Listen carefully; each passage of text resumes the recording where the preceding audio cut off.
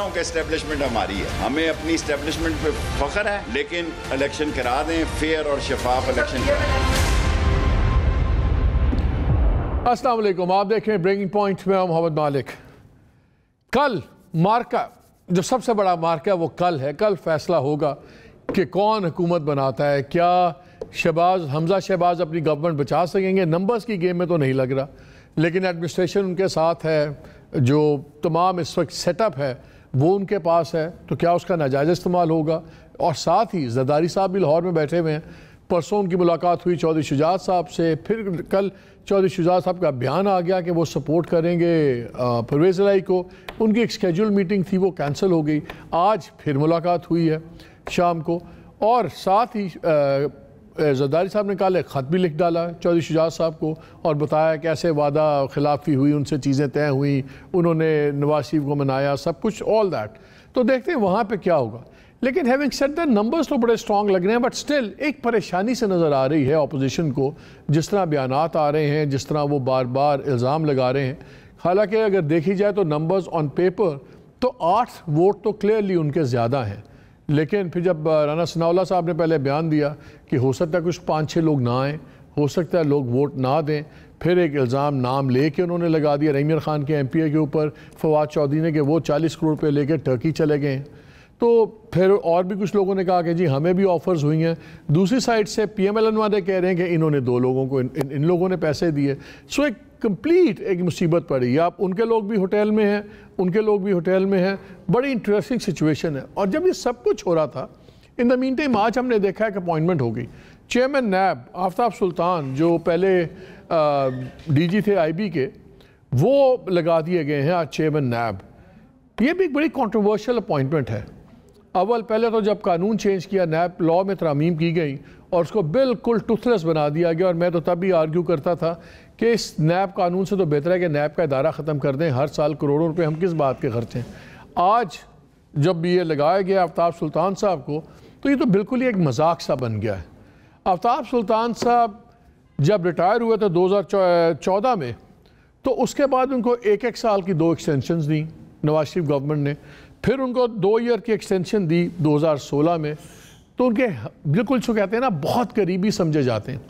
इसके अलावा आज ARI ने भी न्यूज़ ब्रेक की, लेकिन ये पहले भी बात था कि ये को अक्यूज़ भी रहे एक रेफरेंस के अंदर, जिसमें साबिक वज़ीर आज़म नवाज शरीफ का नाम था और उनके 2-3 टॉप ब्यूरोक्रेट थे, जिसमें गाड़ियाँ ख़रीदी गई थी साक कॉन्फ्रेंस के लिए। लेकिन असल इशू ये था कि उनका बाद में गलत इस्तेमाल और किस तरह किसको दी गई गाड़ियाँ, वो फिर रेफरेंस फ़ाइल नहीं हुआ। फाइनलाइज हुई चीज़ें लेकिन फ़ाइल नहीं हुआ। सो टेक्निकली एक ऐसा अफसर जो एक्यूज़ रहा हो खुद नैब का, जो बहुत उसी इंस्टीट्यूशन को हेड करने के लिए लगा दिया जाए, जो फॉर्मर प्राइम मिनिस्टर का, जो इस वक्त उनकी पार्टी इक़्तिदार में है, उनके साथ को एक्यूज़ हो, उनको लगा दिया जाए। और जिनका आपको याद है एक और कॉन्ट्रोवर्सी बड़ी हुई थी, ये 2015 की बात है। उस ज़माने में मरहूम मुशाहिदुल्लाह साहब जो सेनेटर अब वफ़ात पा गए, उस वक्त वो वज़ीर भी थे। उन्होंने एक फेमस इंटरव्यू दिया था BBC को, जिसमें उन्होंने तब स्टोरी ब्रेक की थी कि जी इन्होंने जब ये DG IB थे, तो IB ने उस वक्त के जो DG ISI थे जनरल ज़हीरुल इस्लाम, उनकी टेलीफोन कॉन्वर्सेशन टेप कर ली थी और वो प्राइम मिनिस्टर को बताया गया। फिर उनके मुताबिक, मुशाहिदुल्लाह साहब के मुताबिक, एक मीटिंग हुई जिसमें इनको बुलाया गया, ज़हीरुल इस्लाम साहब को प्राइम मिनिस्टर ने बुलाया, बाकी आला फ़ौजी क़यादत भी थी, और उनसे पूछा गया कि आवाज़ आपकी है? तो उन्होंने कहा कि हाँ जी मेरी आवाज़ है। तो उसके बाद अकॉर्डिंग टू मुशाहिदुल्लाह साहब उनको मीटिंग से भिजवा दिया गया, और उसके बाद फिर हमने देखा सारी चीज़ें ये वो। तो ये इतनी कुर्बत, भले अफसर होंगे, वी डोंट नो, ऑनेस्ट अफसर भी होंगे, हार्ड अफसर भी होंगे, लेकिन आज इतनी कंट्रोवर्शियल अपॉइंटमेंट। अब तो नैब जेन्युइनली एक मजाक सा बन गया। पहले कानून के बाद अब तो आई डोंट नो कि नैब हम रख भी क्यों रहे हैं। खैर एनीवे, आज हम कॉन्सेंट्रेट करेंगे पंजाब के इलेक्शंस पे। हमारे साथ बड़ा ज़बरदस्त पैनल है। मुझे लाहौर से ज्वाइन किया है सीनियर जर्नलिस्ट आरिफ हमीद भट्टी साहब ने, हमारे दोस्त Mansoor Ali Khan again other senior journalist उन्होंने ज्वाइन किया है, हमें उस्मान डार साहब ज्वाइन कर रहे हैं PTI से, और हमें ज्वाइन करेंगे मलिक अहमद ख़ान पाकिस्तान मुस्लिम लीग से। उन्होंने जो अभी रिज़ाइन किया था, पहले तो लॉ मिनिस्टर थे, फिर यही 17 तारीख के इलेक्शन के लिए उन्होंने काम करना था तो उन्होंने रिज़ाइन किया अपना ऑफिस, शायद पछता ही रहे होंगे आप। एनीवे, भट्टी साहब ज़रा आपसे शुरू करते हैं, बाय द टाइम पॉलिटिशियंस भी आ जाएंगे। क्या हो रहा है पहले ये बताएं लाहौर में, और अगर नंबर्स गेम ठीक है तो ये परेशानी सी क्यों नजर आ रही है पीटीआई कैंप के अंदर? बिस्मिल्लाहिर्रहमानिर्रहीम। एक तो पहले मालिक साहब आपका शुक्रिया, आफ्ताब सुल्तान साहब ने, इन्हें मैं एएसपी हूँ, मैं जब एएसपी थे ना उस वक्त से जानता हूँ और कौन कौन सा क्या हुआ, लेकिन ये आपका आज टॉपिक ही नहीं है। 187 नंबर गेम मैं खुद पीसी में होके आया हूँ। मेरी समझ से बाहर है कि हुकूमत किस बुनियाद पर ये दावे कर रही है। एक 17 जुलाई को, आज से 2 दिन पहले, लोटे इबरतनाक शिकस्त खाते हैं और खुद मुस्लिम लीग नून की तमाम क़यादत कहती है कि हमें हारे इस वजह से है कि हमने लोटो को टिकट दी, हमने मुनर्रफ अराकीन को टिकट दी। तो आज किस बुनियाद पे लोग मजीद 9 वोटों का फर्क है, इनके 179 है, एक जहीम साहब की मिसिस को कोरोना हो गया, 178 रह गए। तो इतने 9 लोगों को अगर रातों रात कोई चीज या उकाब उठा के ले जाए होटल से, वो मुझे नहीं पता। अब थोड़ी देर पहले आईजी साहब ने ऑर्डर किया है कि कल अंदर और बाहर पुलिस होगी कि कोई हंगामा ना हो सके। इसके कुछ मकासद है तो मुझे नहीं पता। अभी कुछ ही लम्हे पहले इनकी पुलिस की मीटिंग हुई है आला सतह की, और उसमें हुआ है उसको कॉर्डन ऑफ कर लिया जाए, जैसे मकबूजा कश्मीर में नहीं कर लिया जाता। अगर इस किस्म के, लेकिन भट्टी साहब लास्ट टाइम आपको पता है जब इजलास हुआ था कितना झगड़ा हुआ था, पुलिस हाउस के अंदर भी आ गई, बाहर भी तमाशा था, तो उस पे तो पुलिस का डिप्यूट होना तो समझ आता है। नहीं देखे, पुलिस अंदर तो किसी आइन और कानून के सार्जेंट नहीं, मैं असेंबली के भी बाहर की बात कर रहा हूं। नहीं, अब असेंबली के अंदर की मैं आपको खबर दे रहा हूं। अच्छा। मैं आपको खबर दे रहा हूं जो इनकी स्ट्रेटेजी बनी है, जो आला सतही मीटिंग हुई है। बदकिस्मती है जो इधर अफसर है, मैं इनको पूरा बरतानिया दौर का जानता हूं। तो बदाहिर बादिउल नजर में अगवा ये कर नहीं सकते, ईले उठा के बंदे ले जा नहीं सकती। एक बात सुनने में आई है, हो सकता है गलत हो, कि शायद क्योंकि ये डिप्टी स्पीकर की सरबराही में काउंटिंग होगी, तो वो ये प्ली ले कि जी हम काफ लीग के वोट अकाउंट नहीं करते, और उस पर एक हंगामा राई बहुत ज्यादा हो जाए असेंबली में। और ये पुलिस को शायद उस लिए भी बुलाया गया हो कि ऐसे हालात है तो फटाफट डिप्टी स्पीकर अपनी मर्जी का मन नहीं, तो वो किस बुनियाद पे डिप्टी स्पीकर किस बुनियाद पे नहीं सुन सकता है? काफली का तो कोई मुनहरफ रुकन नहीं है, उन पे किस किस्म की वो एतराज लगा सकता है? देखें, जब चोर चोरी करने जाता है तो वो एक नजायज काम करता है, इसलिए बज़ाहिर ये कहेंगे कि जी इनके पार्टी के 2 वजीर वफाकी हुकूमत में शामिल है, तारक बशीर सीमा और सालक।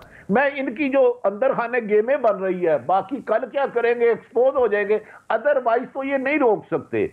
प्ली ये लेंगे जो इनकी नून लीग के थिंक टैंक की मीटिंग हुई है। मैं तो एक रिपोर्टर हूं ना, आपसे सीखा हुआ है, खबर के अंदर चले जाओ, खबर ढूंढो। आप जब मैं बचपन में था ना, आप उस वक्त भी इतने जवान थे, तो इसीलिए मैं खबरें ढूंढता हूं। मंसूर साहब ये बताएं कि फोरगॉन कंक्लूजन है, अगर इतनी सिंपल बात है जितनी ये कर रहे हैं भट्टी साहब, तो फिर इतना सस्पेंस क्यों है, इतनी टेंशन क्यों है? और कल तो खैर नंबर्स मैटर नहीं करते कि 186 है किसके पास नहीं है, कल तो सेकंड रन ऑफ है, जो हाउस में होगा उसकी मेजॉरिटी जो ले गया वो ले गया। कल नंबर्स गेम इरेलेवेंट हो जाएगी, सिवाय इसके कि सिंपल मेजॉरिटी किसकी है। क्या अभी सस्पेंस है कोई? क्या कोई रैबिट ये कर सकते हैं, कहते pull a rabbit out of the hat? सरकार फारग है कल? मालिक साहब, मैं इसको एक्चुअली एक डिफरेंट एंगल से देख रहा हूँ। सबसे पहला आपका सवाल है कि सेंसिटिविटी है और इतनी पैनिक क्यों है, परेशानी क्यों है। देखिए, उसका बहुत बड़ी रीजन है कि लास्ट टाइम जब हमजा शहबाज का एक्चुअली इलेक्शन हुआ था तो हमने देखा था कि असेंबली के अंदर किस किस्म का माहौल था और क्या कुछ हुआ था। मतलब वी ऑल न्यू, उस वक्त जाहिर बात है अब तो टेबल्स टर्न हो चुके हैं, लेकिन उस वक्त सब जानते थे कि मुस्लिम लीग नून के और उनके तहादियों के पास नंबर गेम ज्यादा है। वो उसमें 25 लोग आप उस वक्त ऐड कर लें, ऑब्वियसली तब तक सुप्रीम कोर्ट का फैसला तो नहीं आया हुआ था, लेकिन वी ऑल न्यू के नंबर गेम उस वक्त उनके पास ज्यादा थी। लेकिन तब चौधरी परवेज इलाही ने और पाकिस्तान तहरीक इंसाफ ने हर मुमकिन कोशिश की, हर तरीका आजमाया। वहीं पे डिप्टी स्पीकर के बाल भी खींचे गए, उन्हें मारा भी किया, जदोकोब भी किया गया। सो वी ऑल नो के। और दूसरी बात ये, यहाँ पे मेरा ख्याल में दोनों साइड्स को, मुस्लिम लीग नून या पाकिस्तान तहरीक इंसाफ, इनमें से दोनों भी कोई फरिश्ता नहीं है। ये सारी के सारे पावर गेम खेलने के लिए आए हैं और इन्होंने हर वो हरबा इस्तेमाल करना है कि किसी तरह पावर हमारे पास ग्रैब हो जाए। मैं इन दोनों में से किसी एक को ये नहीं कह सकता जनाब ये बड़े साफ पवित्र किस्म के लोग हैं और इन्होंने कभी कोई हैंकी पैंकी नहीं की, इन्होंने कभी लोटे नहीं इस्तेमाल किए, इन्होंने कभी पैसा नहीं लगाया। दोनों साइड्स के ऊपर हर किस्म के इल्जामात हैं। एक पहले जिसके पास एक के पास पहले पावर थी, मिसाल के तौर पे चौधरी परवेज इलाही, उन्होंने असेंबली का जो स्टाफ था उसके जरिए भरपूर हर किस्म का वो काम किया जो नहीं होना चाहिए था।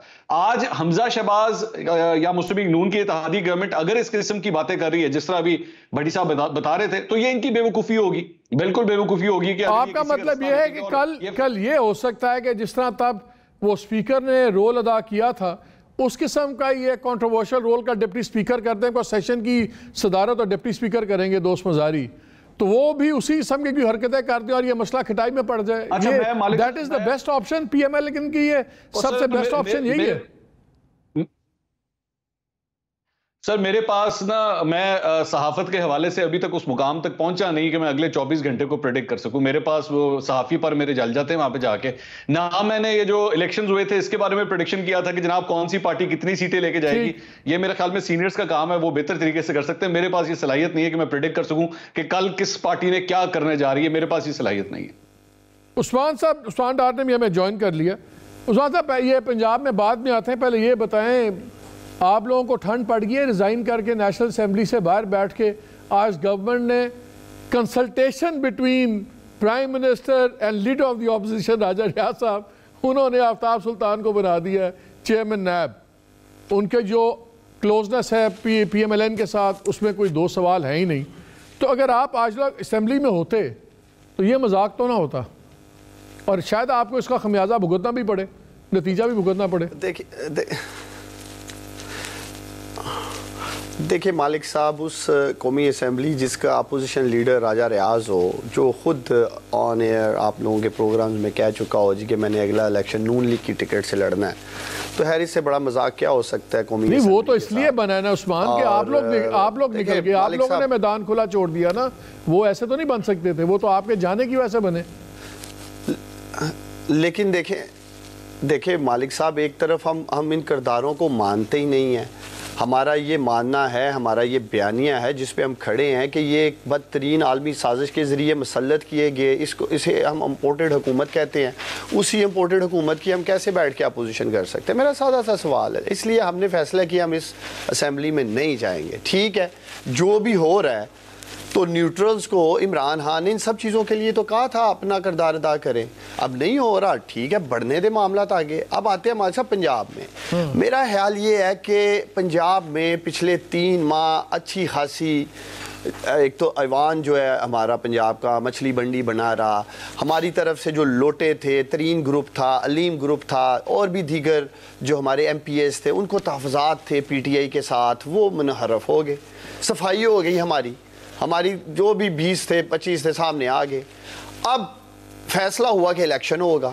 अब इलेक्शन 17 जुलाई को जब होता है, पंजाब के अजीम लोग अपने वोट के ठप्पे की ताकत से फैसला कर देते हैं कि पंजाब में हुकूमत PTI की होनी चाहिए। उन्होंने इमरान खान को वोट दिया, 15 सीटें जीते हम। हालांकि ये ज्यादती हुई है आज PP7 में। इस इलेक्शन कमिश्नर ने, मालिक साहब आपको याद होगा, डस्का में जो नशीन थी MNA इनकी नून लीग, उन्होंने 20 पोलिंग स्टेशन का रिकाउंट मांगा था सिर्फ, और इसी इलेक्शन कमिश्नर ने पूरा हल्का का दोबारा इलेक्शन ये तो आपको कोर्ट से रिलीज मिल जाएगी, रिकाउंट ही नहीं कराई। इस पे तो कानून बड़ा वाज़ेह है, आपको रिलीज मिल जाएगी। लेकिन देखिए तो मालिक साहब, मैं ये समझता हूँ कि नून लीग को ग्रेस दिखानी चाहिए। देखिए अवामी शिकस्त हो गई है इन्हें। अब ये जो हरकतें कर रहे हैं, खरीद रहे हैं, बेच रहे हैं, लेकिन उस्मान देखें अभी PMLN का बंदा आया नहीं है। जैसे उस्मान अभी PMLN का बंदा आया नहीं है, इसलिए मैं I be the devil's advocate. ग्रेसेस तो आप लोगों ने भी कोई नहीं दिखाई ना। आप क्यों एक्सपेक्ट करते हैं उनसे ग्रेसेस दिखाएं? जब आप लोगों का लास्ट टाइम जब इलेक्शन था, जो पंजाब असेंबली में किया, जो परवेज साहब ने भी किया, जिस तरह वो आगे पीछे हुआ, वो वीडियोस भी चली, लोग टाप के आ रहे हैं, इशारे किए कर रहे हैं वो कि ठीक है जाओ मारो। ग्रेस तो किसी ने कहीं भी नहीं दिखाई। तो अब आपका ये तो राइट नहीं बनता कि आप उनको कहेंगे जी आप ग्रेस दिखाएं, घर चले जाएं। मेरा सवाल ये है, कि चलें ठीक है। ये परेशानी क्यों नज़र आ रही है? आप क्या कर सकती है गवर्नमेंट लास्ट मिनट पे जिस पे आप परेशान है? इमरान खान साहब भी पहुंच गए, अभी थोड़ी देर बाद उन्होंने जलसे से खिताब भी करना है लाहौर में, और सारी इल्ज़ामात वगैरह, आपको ख़तरा क्या है? सब कुछ कैमरास के सामने हो रहा है, होटल के बाहर भी कैमरास लगे हुए हैं, आपके लोग भी एक होटल में हैं, कर क्या सकती है गवर्नमेंट इस वक्त आपके ख्याल में? देखें हमें किसी सतह पे मालिक साहब परेशानी नहीं है। अगर हमने आकर मीडिया में प्रेस कॉन्फ्रेंसेस से या मैं आपके प्रोग्राम में बात कर रहा हूं तो हम सिर्फ पाकिस्तानियों को, इन अजीम पाकिस्तानियों को आगाही दे रहे हैं।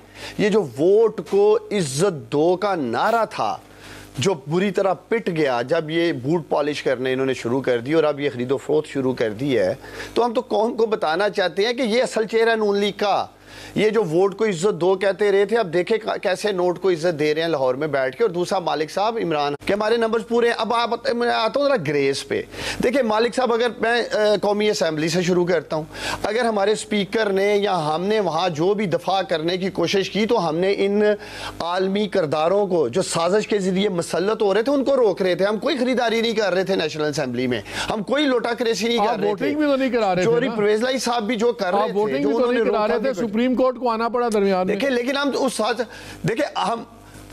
देखे हमें वहां जो भी वहां एक आईनी कानूनी रास्ता था उस साजिश को रोकने का, उसकी कोशिश कर रहे थे। अगर इमरान खान ने अपनी हुकूमत बचानी होती मालिक साहब, तो वो असेंबलियां क्यों तोड़ते मुझे बताएं। उन्होंने फौरन असेंबलियां तोड़ दी। वो इक्तदार के लिए नहीं कर रहा था मेरा लीडर मालिक साहब, वो मुल्क को इन अच्छा पंजाब अगर आप कल बना लेते हैं गवर्नमेंट, उस्मान चाहता था, अगर आप को ले लें उस्मान, अगर आप कल बना लेते हैं गवर्नमेंट, तो फिर क्या पंजाब की असेंबली तोड़ देंगे आप लोग? देखिए मैं तो ये समझता हूँ कोर कमेटी मीटिंग में भी जो मैंने अपना इनपुट दिया था, सबसे पहले तो देखें जी हमें वो तमाम इक़दामात जो हमजा शहबाज ने गैर आइनी तौर पे हम समझते हैं वो जो भी इन्होंने फैसले किए वो रिवर्स होने चाहिए। इक़दामात थे ना, ये वज़ीर आला थे, ये मसल्लत किए गए थे। और ख़ास तौर पे मालिक साहब मैं आपके प्रोग्राम में कहता हूं जो 25 मई को हुआ था, जो हमारे ये मसल्लत किए गए थे। और ख़ास तौर पे मालिक साहब मैं आपके प्रोग्राम में कहता हूं जो 25 मई को हुआ था, जो हमारे अभी आपने नहीं तोड़नी। मैं कभी नहीं भूल सकता बुरहान इंटरचेंज पे हमें ऐसे तोड़ेंगे क्यों, पहले हिसाब होगा मालिक साहब, उन तमाम किरदारों का हिसाब होगा जिन्होंने गैर कानूनी तौर पर मौलाना फजल रहमान ने भी कहा है, मौलाना फजल रहमान ने भी आज कहा है उस्मान साहब, मौलाना फजल रहमान ने भी कहा है कि जो है ना शहबाज शरीफ बहुत ज़्यादा वो नरमी का मुजाहरा कर रहे हैं। उन्होंने कहा राना सनाउल्लाह को आगे लाओ, बिलियन ट्री खोलो, मालम जब्बा खोलो, BRT खोलो और मुकदमे करेंगे। और बड़ी सख्त उन्होंने भी ज़बान की, तो वो भी ये शुरू कर देंगे, आप भी ये शुरू कर देंगे, तो फिर तो और भी गंद पड़ जाएगा। वैसे एक बात कल बड़ी अच्छी होगी मालिक साहब, जैसे ही हमारी हुकूमत बनेगी राना सनाउल्लाह तो पंजाब से हाथ धो बैठेगा, वही 12 किलोमीटर के एरिया में इस्लामाबाद में घुमा करेंगे, मिनिस्टर इनक्लेव में रहेंगे वहाँ इस्लामाबाद। उन्होंने कल मेरे शो में कहा है, उन्होंने मेरे शो में कहा है कि अगर आपने पाबंदी लगाई पंजाब में, उन्होंने बनी गाला को ताला लगा देना। उन्होंने मेरे शो में कल कहा है।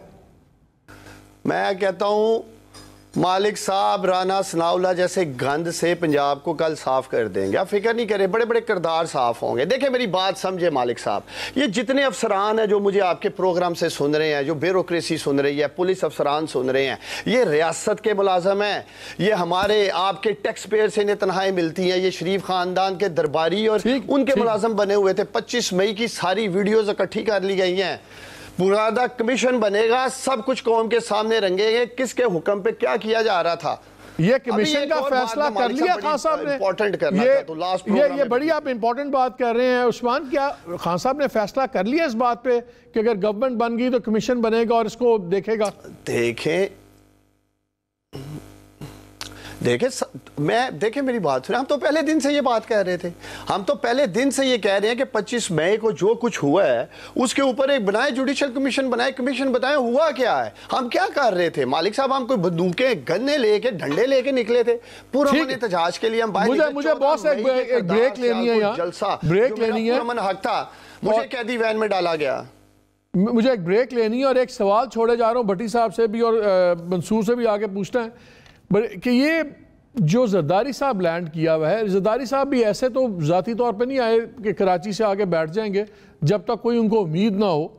और कल से एक बहस ये चल रही है कि अगर जरदारी साहब किसी तरह चौधरी शुजात को मान बनवा लें और चौधरी शुजात साहब लीगल एक डायरेक्शन दे दें अपने MPs को, अगरचे वो पब्लिकली कह चुके हैं अभी तक मेरा स्टांस कि उन्होंने परवेज़ इलाही को हमने सपोर्ट करना है, लेकिन सुन ये रहे हैं कि वो इस कोशिश में है कि अगर वो अपने MPs को या एब्सटेन करने का कह दें, ये भी ना कहें कि इधर डालो या उधर वोट डालो, सिर्फ ये कह दें कि आप वोट नहीं डालेंगे, तो वो पार्टी प्रेसिडेंट हैं, इलेक्शन कमीशन में रजिस्टर्ड हैं, तो ये ताबे उनके हो जाएगा, लाजम होगा उन MPs को उनकी हिदायत पे अमल करना, वरना वो डीसीट हो सकते हैं। और अगर वो इस किस्म की न्यूट्रल रहने की बात कर देते हैं और दोस्त मजारी सेशन की सदारत कर रहे हों, तो फिर वो बड़े आराम से उन वोटों को नहीं काउंट करते। और अगर वो 10 वोट इस तरह न्यूट्रलाइज हो गए, क्या ये हो सकता है? क्या जरदारी साहब ये कर पाएंगे? क्योंकि 2 बारी मिल रहे हैं 3 दिनों में, कुछ तो हो रहा है। इस पर बात करेंगे इस ब्रेक के बाद।